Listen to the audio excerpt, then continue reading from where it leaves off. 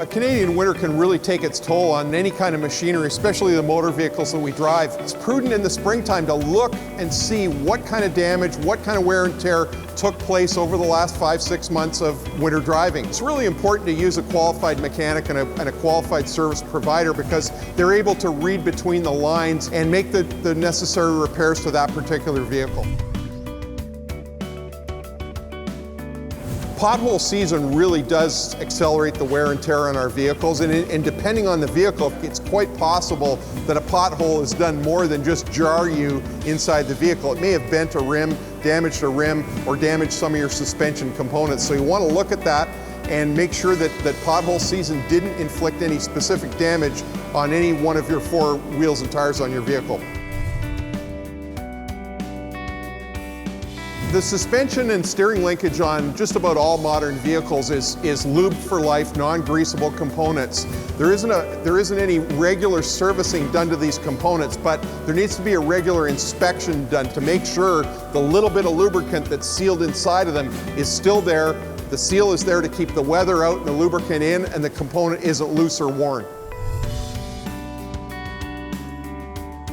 It's important in the springtime to look at those winter tires as they come off the vehicle before they get stored away and read them. What I mean by that is read between the lines on the wear situation on the tires. Is it normal? Is it extreme? Is there any uneven wear that could lead me to believe that there's a suspension or misalignment issue with the vehicle? And of course, when the summer tires are going back on the vehicle, we're going to do a pressure set to make sure it's matched to vehicle manufacturer specs. And it's prudent to be talking about, doing a wheel alignment on the vehicle as well. It's prudent to check the brakes in the spring while the wheels are off, assess how much lining is left. If rust and corrosion has been a factor in anything, make sure there's no cracked or damaged flex hoses, brake hoses at any point on the vehicle. Assess how much life is left in the brakes, and that's pretty easy to do with a visual inspection.